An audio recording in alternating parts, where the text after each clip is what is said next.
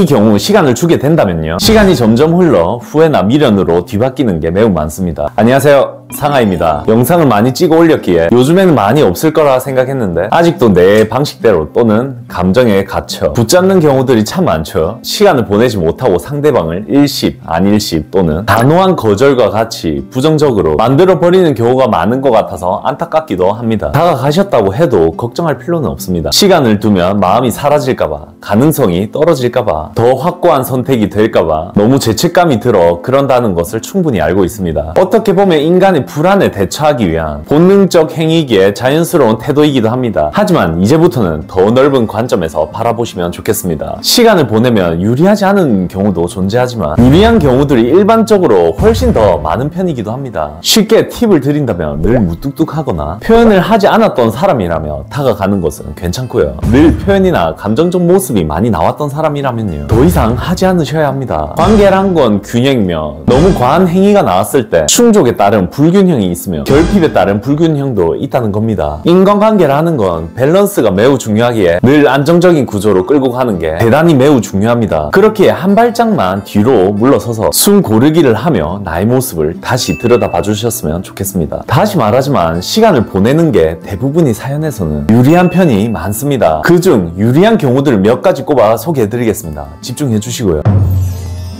첫 번째로, 적당한 타이밍이 필요한 경우입니다. 간혹 보면 당일 만에 풀린 경우를 제외하고 며칠 이상 지나서 풀린 경우는 내가 몇 번 잡든 안 잡든 상대방이 받아주거나 다시 관계를 이어나가는 경우들이 많습니다. 지난 관계를 떠올려보면 되겠죠. 서로 감정적으로 격앙되어 있다든지, 다툼이 심해져서 지쳐 있다든지, 안 맞는 게 있어 부정화가 커졌다든지, 한쪽이 너무 예민해져 있다든지, 감정적 높이가 큰 사람이라든지, 이런 경우들은 시간을 주면 손쉽게 풀리는 경우들입니다. 물론 이 이유에서 만요, 내가 사과를 한들 안 한들 자연스레 풀리는 경우라고 보면 되죠. 적당한 타이밍이 필요합니다. 보통 짧게는 2, 3일, 길게는 한 달 반까지도 가는데 대개 10일 안으로 빠르게 풀리는 편이며 상대 성향에 따라서 손쉽게 해결되는 편이기도 합니다. 이 타이밍을 잘 몰라 무언가 진심 어린 말을 하거나 붙잡기만 한다면요, 쉽게 풀 수 있는 것도 어렵게 만드는 꼴이 됩니다. 늘 느끼지만 연애관계라는 건요, 인내심에서 굉장히 유리한 포지션을 찾아가기 때문이죠. 그러니까 회피형들이 주도권을 잡는 경우가 꽤나 많죠. 두 번째로, 내가 잘해준 게 많은 경우입니다. 앞전에도 제가 뭐라고 했나요? 관계란 건 밸런스가 매우 중요합니다. 밸런스를 잘 가져갈수록 관계는 매우 유리하게 흘러갑니다. 너무 잘해주기만 한다면 우리 관계는 어떻게 될까요? 한쪽이 소중함을 잃을 수도 있고요, 또 어떤 사람은 부담이 되어서 숨막히기도 합니다. 밸런스 있게 잘해준다면 문제될 건 없지만요, 과한 행동은 누군가에게 부담과 불편을 초래하게 됩니다. 그렇게 전적으로 잘해준 경우들은요, 이별 이후 내가 조급하게 행동할 게 아니라요, 오히려 더 느긋하게 시간을 보낼 때 시간이 걸릴지언정 후회하고 뒤늦게서야 돌아오는 게 참 많습니다. 잘해줬다면 조금 빼내주기만 한다면 금방 또 오기도 하겠죠. 그래서 이 경우 시간을 주게 된다면요, 초기 상대방들은 미안함이나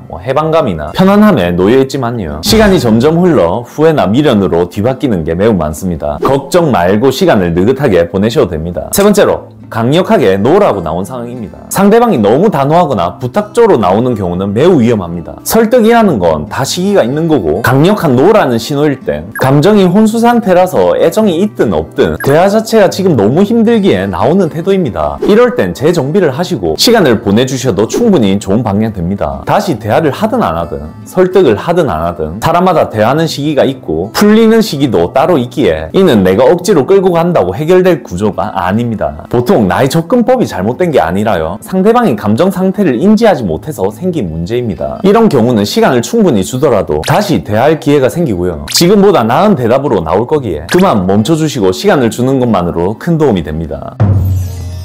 이 외에도 시간을 보내면 도움이 되는 경우들은 참 많습니다. 내가 변화나 멋진 모습을 보여줘야 할 때, 상대방이 스트레스가 클 때, 긍정적 기억을 떠올리지 못할 때, 나중에 다시 대화해보자고 했을 때, 감정 기복을 보였을 때 등등 무수히 많죠. 이것보다 사실 중요한 건 이 관계를 통해서 얼마나 성찰했고 긍정적 깨달음이 되었냐입니다. 미국 빌라노바 대학교에서 연구한 논문에 따르면 이별 후 시간을 가지면서 긍정적 인지를 작성해보거나 관계의 교훈을 성찰할 때 감정적 고통을 줄어들게 만들며 회복 속도가 매우 빨라진다고 발표했습니다. 그러므로 관계를 돌아보며 올바르게 이 관계를 바라보며 다시 성찰하며 긍정적 인지로 되돌렸느냐가 감정 승화에 매우 도움이 된다는 거죠. 거죠. 그리고 실제로 한번 이별되고 시간이 흐른 뒤 다음 커플들이 더 나은 관계로 발전할 가능성이 높으며 장기적 관계를 형성하기에 도움된다고 말하죠. 단점보다 장점이 훨씬 많은 이것을 안따를 필요가 없습니다. 늘 여러분들 곁에서 이별 사연을 많이 바라봐왔던 저로서 분명 여러분들을 더 좋은 방향으로 이끌 것임을 꼭 말씀드리고 싶네요.